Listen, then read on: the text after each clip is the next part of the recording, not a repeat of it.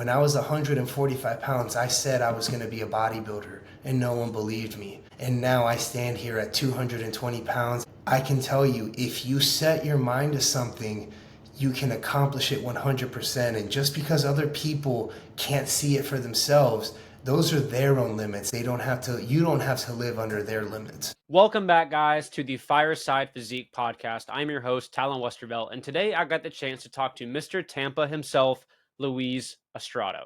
We dove into a number of topics, all the way from his journey of being bullied to bodybuilder, 150 pounds soaking wet, to a 220-pound accomplished both bodybuilder and coach in the industry for over 11 years now. We talked about his journey and what it took to get to this staturing 220 pounds, to achieve his accolades, and everything in between. We speak about the challenges of a bodybuilding contest prep, some things that might help you out if you ever decide to step on stage yourself. He brings light on how to deal with the challenges of a bodybuilding prep, such as isolation, the importance of community, manifestation, and how to make it all happen with action. If you enjoyed, please like, subscribe, hit the bell, do all that fun stuff that big YouTubers say to do. And if you post it on social media, any support goes a really long way, and I really appreciate it. Here at TW Training, I serve a number of individuals who have a plethora of goals, whether it be to lose body fat, put on some muscle, get ready for a vacation, or just be in the best shape of your life. I work with both beginners who want to feel what it's like to have the overwhelming process of getting in the best shape of their life compartmentalized and brought forward in a simple path for you. I also work with more advanced individuals who just want a higher return on their investment of their time spent inside the gym and the training as well. What makes us different at TW Training? Of course, you're going to get individualized training and nutrition approaches for your lifestyle, but what I believe makes us different is the attention to detail we pay every single one of our clients. We pride ourselves on communication and being on the same page to make sure that whenever we offer our check-ins, we are always on the same page as best as we possibly can be. This gives me the individualized approach to you, your lifestyle, triggers, cycles, and everything in between to make sure that you are taking the best foot forward for you. The link is in the bio for all the information for coaching, but back to the podcast. Dude, I really do thank you for that, man. And honestly, I'm really excited. I've done, a couple podcasts here and there, and I'm always up to just have conversations. I love talking with my friends, with other coaches that not only know what they're talking about, but are willing to just share information, are willing to actually give out free information that are going to help people at least get started on their journeys, Yeah. I'm hoping that there is definitely a teaching moment through coaching inside of this, but I will say what I prepared for, I didn't necessarily gear it out to where it's going to be like a rundown of like a supplement list or, what have you. What I was really interested in is, there's all these different methods and ways of doing things out there, but I think what makes each, approach special is obviously the coach itself and their philosophy. And I want that to be kind of like what's geared is I want to know like you and like your approach to everything and just like your take on a lot of different subjects. Yeah, absolutely, man. And kind of what I've talked about before is I'm an open book. I love being able to answer questions. I'll share anything. I'll talk about anything. I don't shy away from any one topic. I don't get uncomfortable about any one topic because I've been doing this now for about 11 years, 12 years. And when I first started, I was 145 pounds soaking wet. I've tried almost everything, and over the last 3 years, I have seen the most amount of progress in my physique because I finally nailed down what works for me. Now, that doesn't mean that what works for me is going to work for everyone, but I have a good amount of knowledge in the different types of training, the different types of diets, the different type of, methodology that people use for whatever it is that they're programming to kind of filter out what is actually going to work for this person. When I started, I wanted to kind of dive into, you talk about all these different approaches and you've tried everything, your personal take on where you even started, because I kind of did a little bit of a deep dive and I saw it started a while ago. You hopped right into more of like the competition side of things, but around like 2015, somewhere close to there. Yep. First bodybuilding competition was how you got into it? Yeah. So, my start, and actually, if you don't mind, I'll share like how I really got into fitness in general was my freshman year of high school. I was, 15-ish. I was very, very small, very, very weak. I wasn't athletic. I wasn't healthy. I didn't grow up with a lot of health and fitness. Growing up in a Latin household, it was always centered around food. Finish your plate, grab seconds, that's what we do, But that doesn't really, translate well when you're trying to get into high school, making friends, connect with people when, let's be honest, in high school, the athletes are really the ones that run the school, and those are the ones that get to be a little more popular. They connect a little more, be more social. I didn't have that background, so it made me a very easy target. I got bullied throughout my freshman year really bad, all the way up until the last day where I ended up actually getting beat up on the back of the bus. And it just put me in such a negative headspace that I was suicidal. I was taking ideas into my head on how I wanted to kind of get away from that. And by the grace of God, I got home and no one else was home. It was the perfect time to just, kind of end things if I wanted to. And I looked on my kitchen counter and not someone from my family, had brought the mail in that day. No one was home. Nobody had been home. But also, my family did not have credit cards. We didn't have subscriptions. There's no reason for there to be any sort of subscriptions. But on the very top of that stack, there was a Muscle and Fitness magazine. And on the cover was Arnold Schwarzenegger. And it caught my eye. Even in my down, depressed state that I was in that day, I was crying, I was sobbing, but I saw that and I said, man, if I could just look like that, I could defend myself. I would stop getting beat up. I would stop being the target. So, and I grabbed the magazine, I ran into my room and I'm looking through the pages and there's workouts in there, there's ideas, there's food. It gave me this thought that I could do this. I could actually do this. I could defend myself. I don't have to be the victim anymore. I can just defend myself. So when my mom finally got home, maybe about 2-3 hours later, I ran to her with the magazine and she asked me where I got it from and I didn't have any answers for her, but I said, I need a gym membership. I need to go to the gym. And I had tried other sports before, but again, like I said, I wasn't very good at it. Basketball was not my thing. Soccer was not my thing. Football was not. I was not hand-eye coordinated. I didn't work well in a team manner. But this was something where, as far as I could tell, it was 100% based off of my effort and my ability to do something on my own. So she agreed. She took me to the gym, and I really do owe a lot of this to my mom, man. My mom has always been my number one supporter because for the first year, I wasn't old enough to get a gym membership. I had to go with an adult. So what we would do is she would drive me to the gym and she would stay in the parking lot for an hour so that I could get my workout in. I owe a lot of my success to her because if she didn't do that, I don't know where I'd be today, After that first year, the owner of a supplement shop that was right next door, he saw my consistency. I would go in there, ask him some questions. I would buy creatine or aminos, but I didn't really know what they were at the time. He started teaching me, and eventually he actually offered me my first job. And when he gave me my first job, he actually started teaching me more about actually bodybuilding, competing, gave me my first real nutritional plan. And shout out to bodybuilding.com, one of my previous sponsors. I still got a lot of love for them. They had free programs on their site. I did the Arnold Blueprint to bulking and I did the Arnold Blueprint to cutting. And with the help of my mentor, my employer, Donnie, shout out Muscle Fitness and More, I did my first show about approximately 4 or 5 months after that. Now, don't get me wrong, I placed second out of second in teenage bodybuilding, but I fell in love with the process. I fell in love with what that could turn into. And my second show, not more than 5 months after that, I got first place in my teenage bodybuilding class. And then I decided I wanted to start jumping into the men's categories and competing at a higher level after that and really just trying to grow and improve. That's amazing that when I think about you, I think about just like very inviting energy, as I said, and almost even though it started in a very dark place, like the path was like very inviting to you, where a lot of people will say bodybuilding and gym culture and everything, it's super intimidating.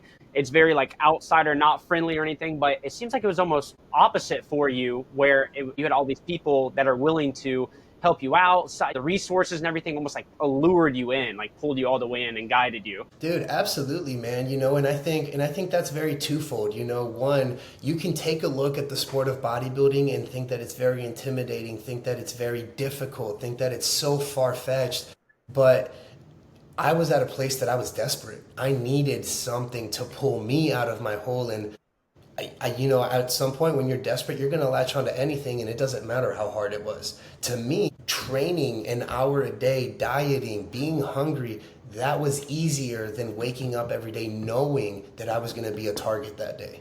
You know, on the other side of that, everyone thinks that bodybuilding is such a selfish sport, that it's such an individual sport. And sure, nobody can make you eat the food and nobody can make you train, but I have a team around me. Community is so important, because when you are actually training and dieting to the point where you don't have the energy to say hello, you don't have the energy or the mindset to send messages back or be social or go out, you need to have a community around you that loves you, that cares about you, and that is going to encourage you and understand what you're going through. Because I have friends that even when we're training, even when we're dieting or when we're prepping, we might go a week, 2 weeks, 3 weeks without seeing each other or talking to each other. But the next time we do see each other, it's like nothing's happened.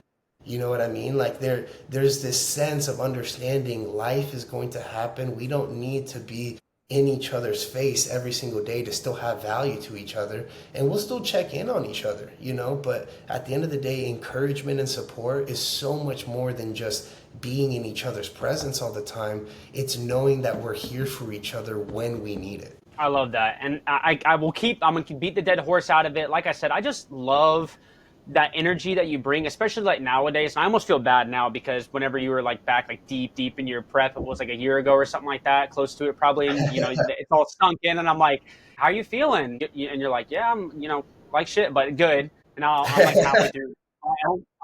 I'm halfway through my prep, not even the halfway point, and I'm already getting tired of people being like, how do you feel? Like, what are you eating? Like, what's in that lunchbox of yours? So I really appreciate you bringing the energy always. But kind of jumping off of that topic, when this is kind of what people expect out of you, bring this energy into the room, how is that tough to you, like to like maintain like that? Because I think it's a commonality for coaches to be like, they're supposed to be like these like perfect human beings, they're supposed to be on point all the time, and their energy is supposed to be super high, and they're supposed to be the recharge, but they're human at the same time. No, and honestly, dude, I think that's an amazing question, bro. I've thought about this a lot, and truthfully, because I am a very high energy person, because I am a very positive person, a lot of people think that when you hop on prep, it brings out a different side of you. Or we'll even get into it now. If you hop on a cycle, it brings a different side of you out. And I don't really believe that at all. I think when you're on prep and when you hop on a cycle, it actually amplifies who you already are. So if you tend to have negative outbursts, if maybe you do have some, anger, sadness, depression, anxiety, it's going to amplify those things within you. But if you're already a positive person, if you're happy, if you have energy, it's also going to amplify those things. That's why even in my prep, when I'm 6 weeks out, 4 weeks out, even 2 weeks out, I can go to the gym and I can be a happy person, because that's just who I am. Now, don't get me wrong, I'm hungry. I might get a little agitated a little quicker, but that doesn't mean that that's going to happen all the time. Some people, they end up taking something and it amplifies, what they weren't really ready to start a prep. Maybe they were dealing with some things at home. Maybe they're having relationship problems. Maybe they're having financial issues. This is why it's really important to make sure that you have all of your ducks in a row before you start a prep, because whatever you feel during that prep or during that cycle, it's gonna be amplified, and you just have to be aware of that. That's so interesting. And I have all these, obviously this is nothing new to you. Like I said, you started in 2015 and you've done multiple shows at higher and higher, and not just a teenage show, but at very high level with amongst other really high level people as well. So all of this, and like I'm taking all this advice and just trying to soak it in, because it's my first time doing it. And obviously I'm a little hungry. I'm missing out. I think this will be my last prep I ever do through the holidays. I think it'll be on the other side of Yeah, dude, I year. gotta give you credit, bro. I've done preps through the holidays and they suck. And one of the biggest things I tell a lot of people is, looking back on my career so far, if there was one thing I would change, is not prepping through holidays. Because I used to prep year round. I would compete 2 to 3 times a year my first 4 years, and that was just because of my mentality of, all right, I go through a bulk 6 months, cut 6 months, bulk 6 months, cut 6 months, and that was kind of my mindset behind it before I really understood the importance of actually taking time to build real muscle. I probably would have been more successful early on had I taken longer off seasons and had I been more focused on my preps. But I taught my body how to get lean. I taught myself what it feels to get lean multiple times a year. So now I know what to expect. Now I know how to train. Now I know what to do. But looking back, seeing holidays, seeing family vacations, seeing things when I was living with my family, it's not that I regret it, but if I could go back, I would have loved to spend more time with my family or have been more present during those times. I think from the age of like 17 to 24, I don't think I celebrated a single birthday on my actual birthday. Yeah, and I would always say, oh, I'm going to celebrate after my show. I'm going to celebrate after my show. And you never do. You know what I mean? So I think just making sure you understand if you're going to prep, it is going to require you to be on and to be focused and to make that a priority. Just take a look at that timeline and say, what are you willing to personally sacrifice, Yeah, I thought about this, and it was no surprise of like what I was going to go through. Like, obviously I'm surrounded by people like you, and Andre went through a prep and Kieran went through a prep. So I see all these people doing it in person, and my coach, before we even hopped into it, he's like, just so you know, like, I want this to be up front, like, this will be through Thanksgiving, Christmas, New Year's. Like, are you, really, before, don't just say yes right now, like, really sit down, think about it, write about it, and be Mhm. sure that you're going to pull this trigger, because when you do, there's no getting out of it. I mean, there is, obviously, but like, there's going to be commitment, and it's going to be even tougher than it usually would, in a sense. And I don't know if my schedule, like, if people invited me to stuff all the time in prior years and I just didn't recognize it, but I feel like I've been invited to more things than I Yep. ever have before.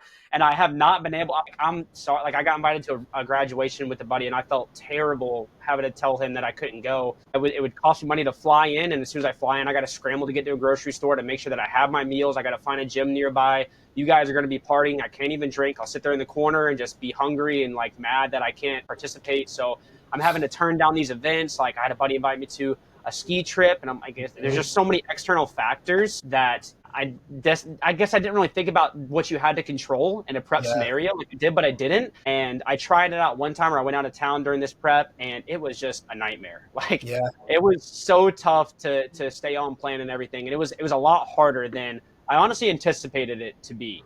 I came back that check-in, and I was like, honestly, I'm not going to lie, I kind of missed the mark on a meal. Like, and it was the first and only meal that I've missed, and I feel terrible about it. And I just don't know how people do, like, it was a whole thing. It really was a whole deal. I completely understand where you're coming from, man. And believe me, the earlier in my career, the harder it was to do things like that.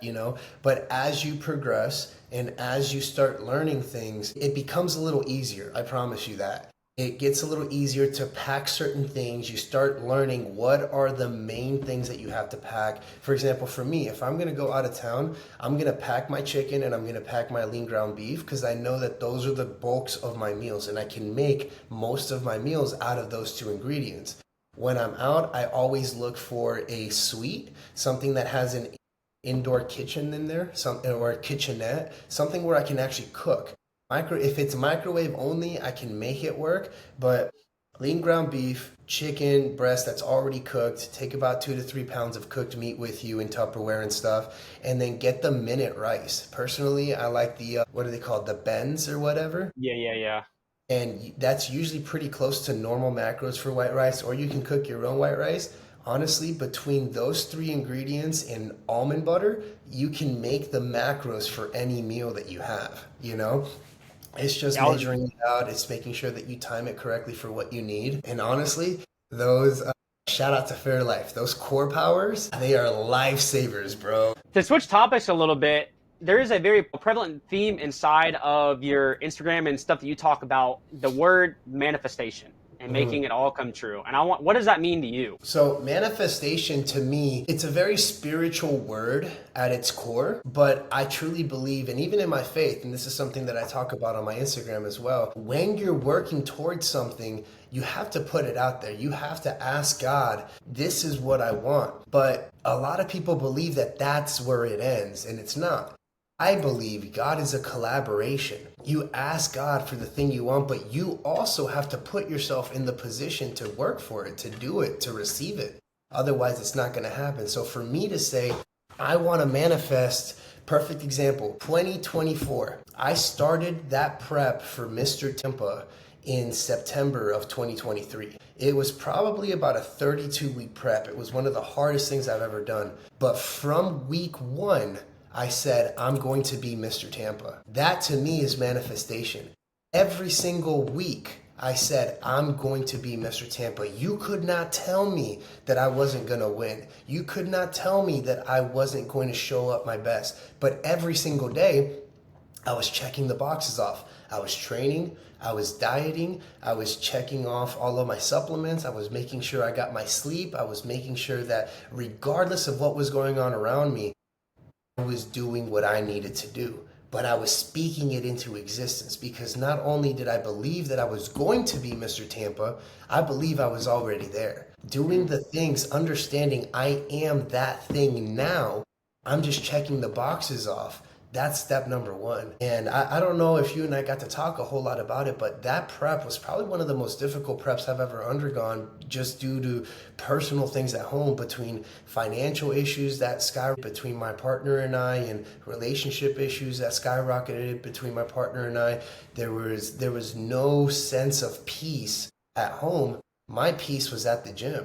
But again, this is why I say community is so important, because even though my life was so rocky during that prep, every time I went to Alpha Omega, Andre was talking to me and checking in on me, supporting me, encouraging me. Kieran was checking in on me, supporting me, encouraging me, checking in on me. You were supporting me, encouraging me, checking in on me. I had so much love and support at the gym, it didn't matter that I wasn't receiving it at home. I knew that I was going to bring honor to our gym family, and that I was going to continue to do what I was going to do until I achieved that goal. Weeks later, I stepped on that stage and I dominated the open and I won that overall, and we brought home Mr. Tampa. And it did not happen that day. It happened day one because I knew it was going to happen. I wasn't going to let anything get in the way of that. I love that word dominated. So what? I said I love that word dominated. Yeah.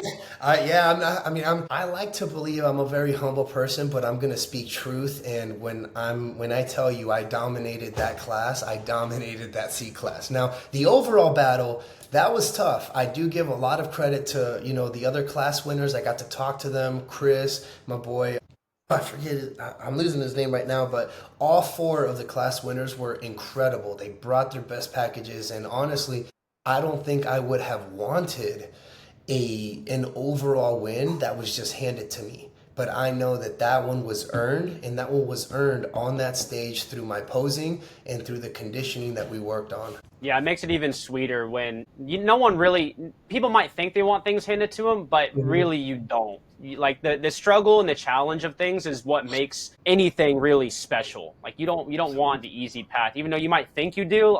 You really don't. Absolutely.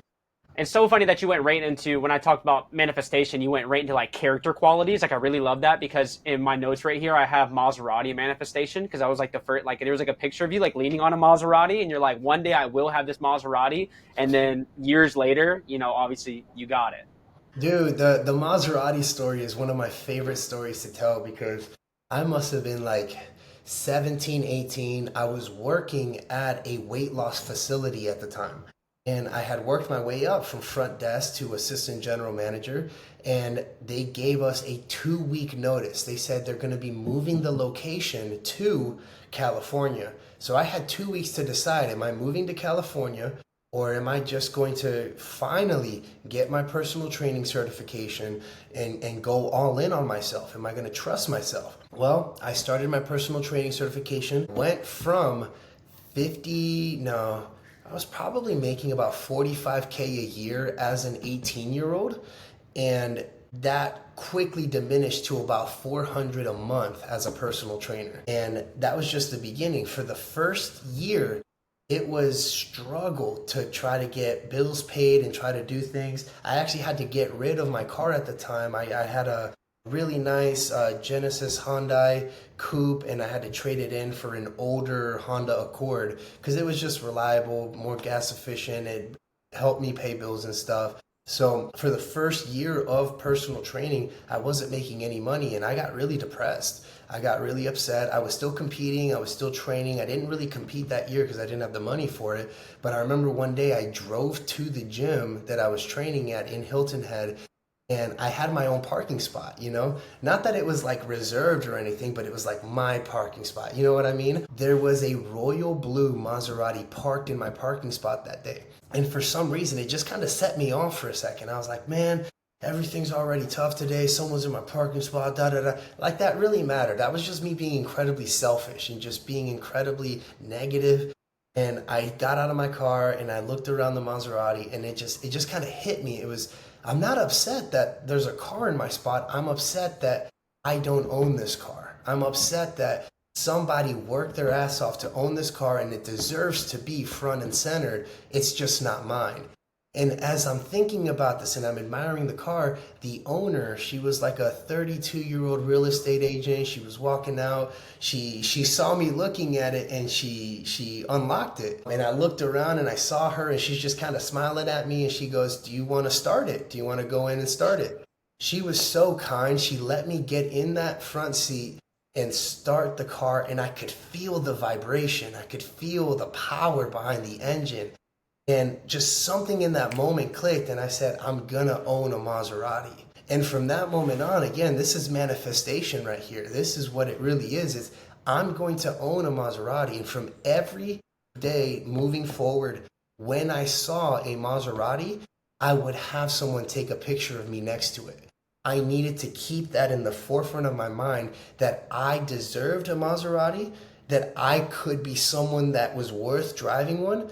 Dude, even today on my phone, I have about 30 pictures of me with random people's Maseratis in my phone, because from day one when that happened, it was about 18 months, and then I bought my first Maserati after that. That is so cool. It's so awesome that there was like this like split like road moment to where obviously the automatic trigger is ego. You see the car in your spot and you're like egotistical, and you project these things on front. You're like, this person doesn't deserve this, or like this isn't fair, or you start talking about like, yourself, and you're like, oh my gosh, this is just like my insecurities barking up. Like it's just I'm using other people to voice it, but it's really just me. It's my ego, my insecurities. Absolutely. Blasting out. And if you don't taking a second to kind of take a step back and put the wrangle on it and be like, wait a minute, that's not how this really is. Like that person probably did work their ass off. Like they earn this stuff, and that has nothing to do with me at all. If anything, that's just a reflection of my character and how I should change personally. And I think that there's people walk their whole lives with that mentality of being like, they don't deserve this, like just letting their insecurities just speak for them and carry them through life with just zero awareness. And it's so amazing that when you just take that small turning point, you just change it up just a little bit, and that could have changed your whole trajectory of hunger, drive, doing what you do, like that little tiny moment. And they're just so important.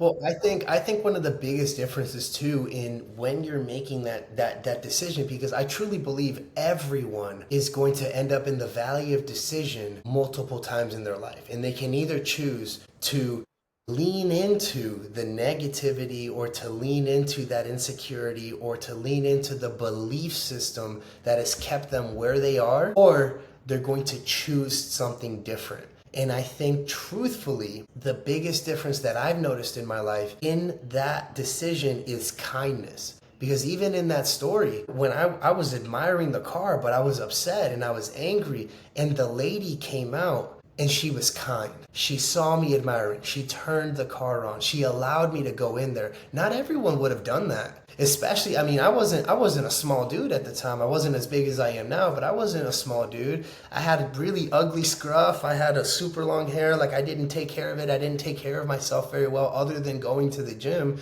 She came out in a beautiful, little designer dress or whatever, and she's very done up. She's very well taken care of. She could have easily looked at me and said, "Oh, this is a homeless dude. Get away from my car," whatever. No, she saw me and she gave me kindness.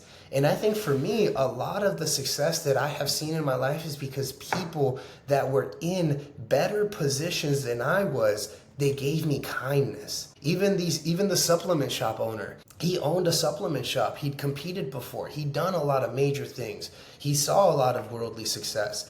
But he saw this 16-year-old continue to come in month after month, asking questions, buying supplements, continuing to show up, and he showed me grace. He showed me kindness. He said, "Hey, you seem to really be taking this serious. Do you want a job? Let me help you." And I think that's what really ignited the love in my heart that I have for people, for being of service. Because no matter where I am in life, I will always extend my hand and try to bring people up. And that's why I started coaching, because I was given so much love and grace and guidance. I want to be able to give that back to people who might not know what to do or how to do it. Let me show you. Let me see what you're doing. Let's make some adjustments. Let's grow. Let me lead you, man. Come on, let's go. And that's kind of how I live my life. I truly believe that you don't have to be a negative, cynical, greedy person to be successful.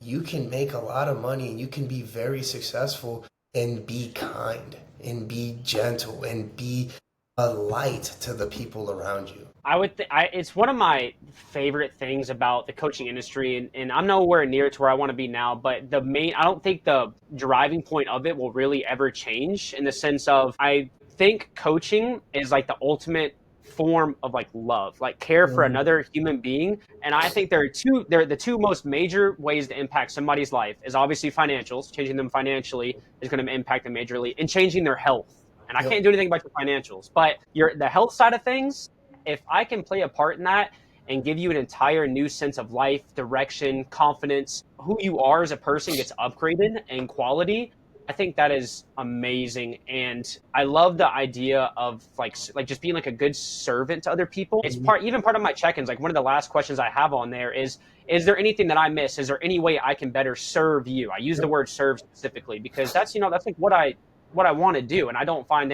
I'm not overly prideful in the fact that I won't say that out loud or anything like that. Like, I actually really love that quality about certain people who are extremely humble and just willing to be that person for other people. And I think there's such a far and deep respect for the people who really channel and master like those two qualities together. Yeah, I mean, I've always had a servant's heart. I've always enjoyed being able to take care of other people, whether that's, watching my parents host people for, different holidays growing up, or whether that's the deeper that I got into my faith, learning more about Jesus and the way that he taught. In order to be a leader, you have to be a server first. You have to be someone that serves others.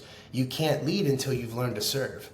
So bridging a lot of these different ideas that I've grown up with, I've understood that in order to actually have influence people, and this is something you might have heard now, people don't really care how much you know until they know how much you care. And at the end of the day, I want to be able to show people I care about you as a human being first. And because I care about you, I want to help you. I'm not saying it's a skill that I didn't, try to refine at first, but I'm newer to like the online kind of coaching space side of things. And in this journey at first, obviously everything that gets pushed to me is like, look at my quick system. Like, you want to make $10,000 a month? Like, here you go. Like, use this, use that. And while some people might find success in that, and it's actually been a really revolving lesson as of late, really just try to serve your people like as best as you possibly can. The money will come. Like that's like guaranteed. Like, the money will come. Like, but if you can really channel the side of coaching of genuine care and going that extra mile and staying up an extra hour, or providing them an extra resource, even though it's out of your way or it's not necessarily part of something you promised them originally, like, people see that and they really respect that. And they're like, wow, this person isn't out just for my money. Like, they genuinely care about filling in the gaps. And Absolutely. so many people just walk through life with all these missing gaps, and no one is ever willing to fill in the gaps unless there's a price tag attached to it. And I think it's awesome that the opportunity to be able to do that sometimes without just, all I want is for you to know that I care. That's all I want out of this equation. Absolutely.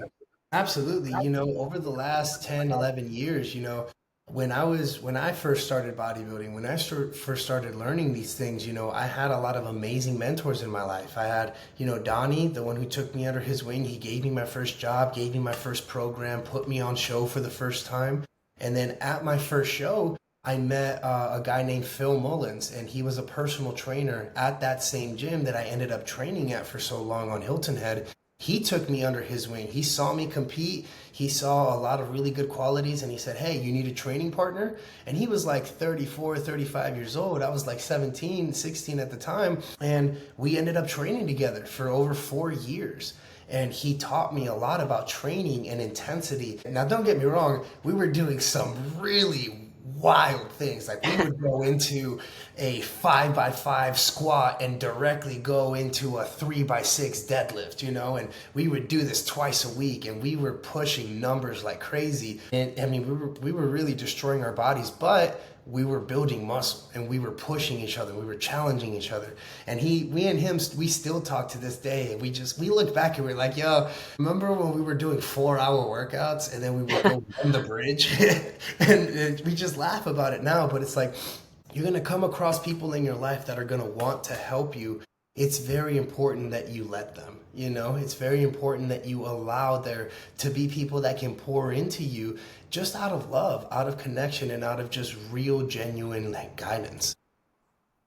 And that's one of the biggest lessons that I've really, I look back to my journals at the end last December. I said, going into this year, that if there's one skill I want to work on, it's just humility. Like being as humble as I possibly can, and not in, I guess, like the traditional sense, even though it might come off a little bit harsh or whatever. But if a coach reaches out to me and they want to help me, hey, I might have put some work into a project or something, and they take the time to reach out to me, like, hey, I think you could do better. It was all right, but this could be better. And a lot of people, that back to that ego thing, it triggers them. I know it triggered me automatically to be like, you know what, I worked really hard on this or whatever. But that's love in a different sense. Like that's them showing genuine care. Absolutely. To take the time to reach out and be like, hey, it's all right, but you're capable of more. And take that however you want to, but you could do better. And I got a mentor this year. Like every time I go to this meeting, it seems like he's like, yeah, it's all right, but it could be better. And at first it was really tough, but now I'm starting to get the notion of I could be better. Like I could have taken the extra hour to prepare. I could have done this. And that's real love to me. Like that's genuine care and concern. Absolutely. I've had plenty of mentors in my life that I'm incredibly thankful of. And, I do have to say the differences between the mentors who would really just encourage me versus the ones who would correct me. I think it is so important to have people in your life that aren't afraid to correct you, And I think that goes so much more than just mentors. That goes into your friendships too. If you're surrounding yourself with yes men all the time, are you ever going to actually improve? Are you ever going to actually feel like you need to get better? And I think that's something that everyone needs to take a look at their circle. Is do I surround myself with friends who genuinely love me and aren't afraid to tell me where I mess up? Because Luis today would not be who he is if he didn't have people around him letting him know, hey, listen, this isn't who you're supposed to be. Hey, listen, you could be doing better here. And this is another perfect opportunity to shout out one of my biggest mentors and one of my best friends. His name is Jay. He lives out in Bluffton. I was in a really dark place. I went through a really bad breakup. I had a home and I had to basically fight to keep my home from it. It put me in a really negative spot. And I was done with relationships. I was done with love. I was done with negativity, with positivity. And I turned into a really dark person for a few months. And he was the one that literally we were training together. And I told him something about going out and getting blackout drunk, and there was this girl and this, that, and he stopped his workout and he came over to me, eyes to eyes, like our noses almost touched, and he said, this isn't who you are. And he forced me to actually come to church with him that Sunday. And that Sunday was actually the day that I actually met Jesus again. And I gave my life, and that's where my faith journey started. But again, it was his real love that confronted me. And instead of just hyping me up, I was like, oh, that's Luis, go get him, be that guy, da, da, da. He said, no, that's not cool. That's not cool of you to treat someone like trash, or to try to live your life in a way that you're just not even living. You're trying to disassociate. And he called me out. And even today, we'll still joke around and stuff, and like we'll be training. I'll go and I'll deadlift 500 pounds for 8, and he'll look at me. He goes, "Hey, quit sandbagging." And I'll be like, damn, I really could have done, another 2 reps or something like that. And it doesn't matter what level I'm at or what level he's at. We know each other enough to go, hey, you could do better. That's amazing. On the note of like training intensity, like people tell you you're sandbagging and stuff. The first time I went and worked out with Mike. Well, honestly, I would say my experience with you was probably one of the first times that I was matched up with somebody who is clearly like above like my threshold of training. And I got reminded of it like really fast. Like that first step, whenever we worked out, we did legs and the Dude, first that set of hack the squat, day, made boy. me go throw up. Yeah, when I went and yacked the first set of the day, we still had the entire leg workout to go. Really there's like levels to the shit. The notion of training intensity has like gone out the window like in the past couple of years with all the different stuff. And then I had that second experience where I went and worked out with my coach Tom Schuster, again legs of course. I didn't throw up, but I definitely have a disdain for like working out like legs with him because I remember I could have sworn like I left my soul in that set, and I got up. He was like, hey, next time let's not pretend to go to fucking failure. Like let's not pretend. Like let's actually do it. I'm like, okay, I hear you. I got you. But the way that I've always done it, man, is just like I'm very thankful because I'm very thankful that when I was first bodybuilding, I would do bodybuilding over the spring, summer, early fall, and then I would go into my bulk. But then during my bulk, I would do powerlifting in the off season. So I would teach myself how to redline. Powerlifting was such a powerful tool for me to learn what is my actual max, what is my threshold of internal pressure that I can handle, what is the max amount of weight, the max amount of effort, the max amount of intensity that I can do for a single rep or for 3 reps or for 5 reps. And because I taught myself how to max, then when I went back into bodybuilding, I could feel what a red line would feel like for 10 reps, for 12 reps, or for 15 reps. I owe a lot of credit to my ability to really push to failure because of powerlifting. Because if you don't know what redlining actually feels like, if you've never picked a weight up at the rate of, from of a deadlift, a 10-second deadlift, fighting with everything you got, you don't know what maxing out really means. I mean, I've gone into a powerlifting session before and I walked out with my eyes, the capillaries in my eyes would pop. I've had it to where I was straining so hard that blood vessels in my neck would start to bleed on my neck, and it would look like I had little drops coming through my neck at the end of the powerlifting session. And like that's just the amount of intensity and pressure that went into whatever it is that we were doing that day. Like I remember literally going into a squat, and this was back when I couldn't squat 405, and putting 405 on my back, getting into that deep squat and literally pushing to the point where I would get stuck and I would not stop pushing until that weight dropped me back down. And it's like, okay, well, now that I'm doing sets of 10, 12, 15 reps, did I complete my last rep? If I completed the last rep, even if it was a 3-second rep, a 5-second rep, I can still do another one. I can still go for another rep. That's the question everyone has to ask themselves is, did you complete that last rep? Yes? Then you're not done. That's like that Tom Platt style of stuff. And it's so common, granted, the people that I train in person, 99% of them are Gen Pop people, Sure. But yeah. people have no idea what their true threshold is. Like whenever they're like, no, that was it, I have no more. Oh, you say that, but I mean, I would say you probably had about 8 more. Like you easily, or at the very least 5 more. To get that last, like the real deal last 5 is such an underrated skill that I'm not saying that you shouldn't, it's not something you can do all the time constantly because fatigue and whatnot. Like I'm not saying it's the best training style to do week in and week out, day in and day out, but it is very important that there are phases or like touch points where you go and you see what you can do. And I don't even think you can really do it without somebody sitting next to you like unbiased. Like when I said training with you or training with Tom or somebody like that, like I'm not going to push myself to the point where I thought I left my soul in that leg press, like by myself. Like I'm just not going to get myself there. So having somebody, like that's always my biggest advice. I'm like, if just find somebody who's 40 pounds heavier than you, has been doing this for double-digit years, and then ask them to go do leg day with them, and ask them to not let you off a set until they really see failure, not what you perceive as failure, but what they see from the unbiased eye outside. And I promise you, you will find a huge gap between what you're doing and where you should be training. And if you can kind of close that gap and sit somewhere in between, your how much you're getting, your ROI on everything is just going to skyrocket. Like it's just going to go straight up. Well, and the other side of that too is that's the importance behind recording your workouts. You know, there have been sets that I've done where my last 2 reps, they felt ugly. They felt hard.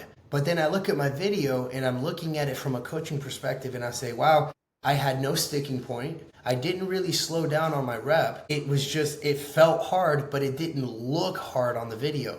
So that means I write down those numbers, and then next week I remember, regardless of how I feel, I'm gonna hit one more rep, and I'm gonna hit one more rep. And you do that until you literally can't hit another rep. Booking and recording your sets. The people who will make sure they send their training videos to me in their check-ins, like they always make the most progress. Absolutely. Like, night and Absolutely. day, without a doubt. To kind of switch up topics a little bit, I meant to hit it on a minute ago. There was a perfect transition moment, but we got so deep into that I missed it. But about identity and expression, kind of like where you're at now, because we've been talking about your competitor scene and what you were doing, but it seems like there's been kind of like a light transition era that you're going through. Correct me if I'm wrong, but I just see a lot more, just enjoyment of life, like mostly through the form of raves is what I see a lot. And I want you to just kind of talk about that. And I'd love to kind of transition to the topic of, what your idea, like masculinity today, in like today's society. Absolutely. So last year I competed and I did a very, very heavy competition year. I mean, I prepped for over 32 weeks. I won Mr. Tampa, glory to God for that. And then 3 weeks later, I placed top 3 at North Americans, which is one of the hardest shows, at one of the hardest national shows, especially for classic physique. And I was 2 places away from my pro card. I wanted to keep pushing and do nationals at the end of the year, and that would have been about a 48-week prep. And I pushed. I tried to do it.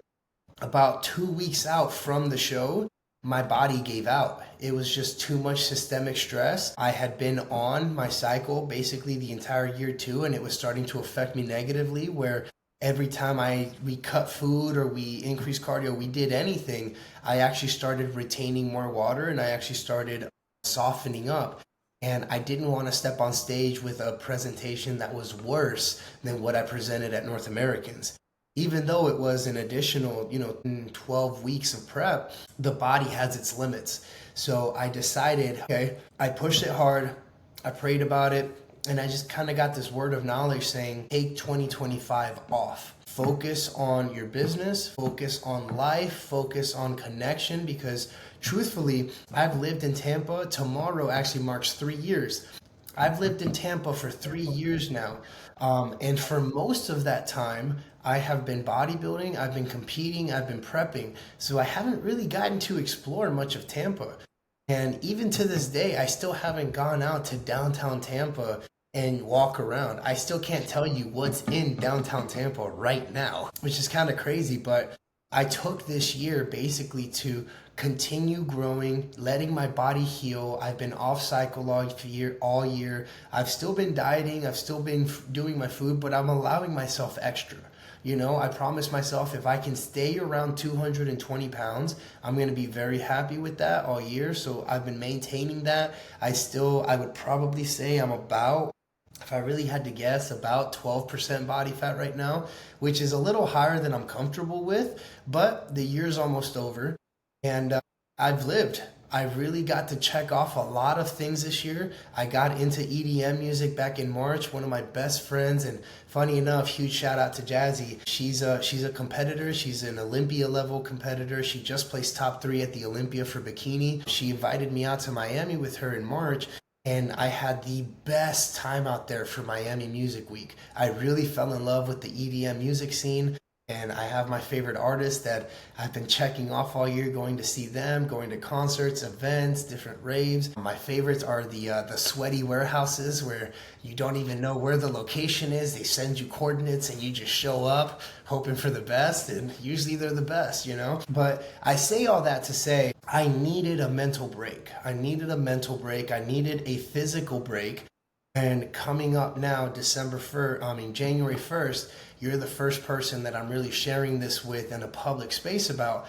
I am going back on prep. January 1st, I'm going to be pushing for about a 4 to 6 week push phase. And then right after that, we're going into our deficit. I'm looking at shows in the April and May timeframe. So shout out to Charlotte. I might be coming back to reclaim my Mr. Charlotte title before I go for my pro card again. That's probably what I'm looking at.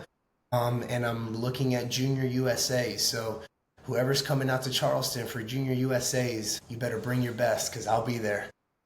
That's literally where I'm from. I might have to come. Yeah, we have a few people. I've talked to a couple people around here, and they're probably doing Junior USAs. I think from the people that I know, we are in different classes. So I'm very happy that obviously, I pray for them. I wish them the best. I hope that they win their pro card in their class, and then we get to go against each other as the overall for that overall title, and then everyone gets to walk away with a pro card anyway. But I can be friendly. I've got a lot of people in my life that I love, but if we are in the same class, I am going to destroy them, and that's just who it is. I had this guy at work, and he was saying how he's gonna. I told him I was competing and everything in March, and he just randomly recently was like, I'm gonna do it too. No coach, not like a home gym, like at home and everything.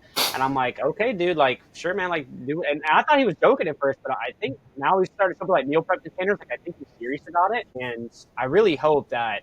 And this is my ego speaking. I just smoke him. I hope we get up there. If he really does do this with me, I get up there and I just absolutely destroy him. Because I would hate to have put a year of work building phase, working with the coach, getting on the same line, and then going through a 28-week prep to get beat by some guy who has no coach, works out of his garage, with air squats and stuff. But that's all exciting. It's super exciting news. That's awesome that you took to refresh your year. Well, dude, and that's honestly, that's the mindset you have to have, and this is something that I've taken because a lot of people have told me this before and I didn't believe it, They say that you'll go pro, the prep that you know it in your heart. You just know you're going to go pro. And I don't think I've ever actually had that. I used to say, oh, I'm going to go pro, and I was 180 pounds. You know what I mean? It wasn't going to happen, especially at the Amateur Olympia or Junior USAs or North Americans or whatever. I'm at a place today where 2 years ago, I said, I'm going to win. 3 years ago, I said, I'm going to win Mr. Charlotte, and it happened. Next year, I'm going to win Mr. Tampa, and it happened. But I never had that same confidence when I said I'm going to go pro. Today, I can confidently say 2026, Luis Estrada is going pro. And I can feel it. I'm walking in it now, and we just got to complete it out. And I want to encourage you to say the same thing about yourself for your show in your March. You're going to win that show. And the more that you repeat yourself to that, because we are subconscious creatures, what you say out loud, your subconscious will pick it up and it will regurgitate into your foreconscious, So remind yourself why you're doing this. It's not to place second. It's not to step on stage. It's to win, and walk that out. Loved, and I cannot wait to be able to look back on this clip right here, on this video, and me win my show, fall in love with bodybuilding. I think that'll be one of the, when I step on that stage and I win, I'll be like, you know what? Now I get it. I see what everybody's talking about. I see why the sport is so special to them.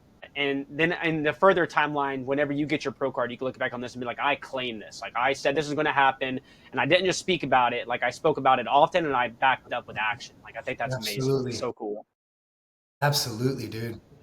And that kind of bleeds into that question of masculinity, in my opinion, the traditional masculinity or whatever it's being conceptualized as. I think it's morphed and is some other thing today. But at the root of it, I think it comes from stuff just like this, saying you're going to do something and then don't all in, no fractions, no pieces in, say what you're going to do, keep true to your word and make it happen. I think that's the root of masculinity, and you can act however you want, whatever you do, but as long as you're true to that core, I think that makes up a really big part of it. Absolutely. Masculinity to me is just simply being the rock, being a foundation for the people around you, being reliable. There's a word that starts with a C that I love. It's not capable, but it is capable. You have to be capable of handling the situation in front of you regardless of the situation. It's knowing that I have survived, I have lived through everything that has happened before me, and nothing is going to keep me from being able to protect and provide a safe environment, a healthy environment for my community, for my family, for my workplace, for my friends, for my partner. It's making sure that when something happens, people can look at you and say, he can take care of it. That's what masculinity is to me. That's amazing. I don't know what happened when I'm 26 now, but when I turned 25, like that idea of being like the pillar, the importance of that grew so much to me. And I sit there and I do certain things, and I'm working on creating this person who is a pillar for people who don't even exist yet. And when I say that, obviously I want to be the pillar and be like that guy for my mom, to pay her back for everything she's ever done for me, be the person for my brother whenever he needs me, my friends if they need me. But now I'm thinking about like my spouse in the future, and more importantly, like I think this like notion of I want to be a really good dad. Like I want to be such like a really present father who took the time to craft, like do what he needs to do and to be like the best I can be. Like I don't even know how to say, like I'm doing stuff for children I don't even have. That's beautiful, man. And you know what? That's what I truly believe is real maturation. A lot of boys, they can be 20, 25, 30, 35 and never get to that point, you know? The difference between a boy and a man is understanding a boy still has to take care of himself, and that's good. That's good to be able to take care of yourself, you know? But a man is focused on taking care of others, and that is where that separation actually happens. I don't truly believe you're a man until you're in a position to securely take care of others. And that doesn't necessarily mean financially, but that means that if someone comes to you for help, you are willing and able to help, whatever that situation might be. Yeah, and there's so many proponents that go into like that self-crafting I keep talking about. Like it's just like not, it's like a cycle of just misdirection and failure and trying to build yourself up to be the person that you think you want to be in your mind. And then there's just like so many cycles of like frustration and just starting over and just being able to sit there and keep your mind on that final objective to be the person that people can rely on.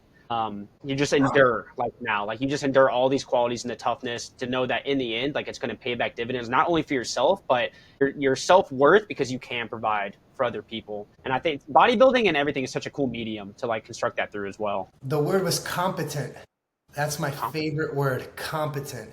Being capable and competent in any situation. I have one final question for you before I even turn it over to the question. I've been drilling you with questions. Do you have any do you have anything that you want to talk about? Like any big projects, anything that you want to, shout out, anything like that at all? No, well, I mean, I've been shouting out, the people that have helped build me up and stuff. I'm very, very thankful for our Alpha family, Alpha Omega, Tampa, Florida, Clearwater, Florida. Very, very thankful for the people around us that support us, I think for me, one of my biggest things is I'm excited for the new year. My coaching business has been doing very well right now. I am looking for a few more clients that want to go into 2026 with me on the idea of competing, but I do have plenty of lifestyle clients as well. Right now I'm working with both. I don't know if I mentioned it to you, but I do have a background in the medical field as well. I did primary care for about 3.5 years. So one of my biggest things that I love doing is working with clients that want to come off of medications, want to learn to let their bodies heal themselves. I've been able to help clients come off of blood pressure medications, cholesterol medications, thyroid medications, as well as learning to handle anxiety, depression, insomnia with a holistic approach. So if you guys are looking for a coach that is going to tell you the truth, that's going to be honest with you, that's going to hold you to a higher standard, and that's going to push you to be your best, then I'm definitely your guy. But if you're looking for a coach that's going to blow smoke up your ass and is going to make you feel good at a minimum effort, I'm definitely not the guy for you. And that's really just my 2 cents on the coaching aspect, And where can they find you? Yeah. So I am on Instagram, Estrada_fitness. That's really my main point of contact. I did have other social media, but I found that for me, it wasn't very valuable to try to put my energy into a lot of different things. So Estrada_fitness. You can shoot me a DM there. I also have a link in my bio to fill out the survey if you want to work directly with me for coaching. Otherwise, you can just follow me and you can learn a little bit more about what I do in the fitness space, what I do in the security and bodyguarding space, and then what I do in the faith space as well. I will provide all the information and the link and all the descriptions for everything so people can find you. Thank you. The final question, and what I want to end on right now, is if you were to disappear, what is the one message you would want to leave to the world if it were to be broadcasted everywhere? What is the one message that I would want people to learn? Other people's limits are not your limits. So don't let anyone change your mindset or your direction from what you believe you can accomplish. And I say that because I was born in Mexico. I moved here when I was 4 years old. And from the age of 5, when I went to school, I was already at a little bit of a disadvantage. Growing up through high school, I was always in honors classes, AP classes. I worked my ass off to learn English to make sure that even now I'm trilingual, English, Spanish, and French.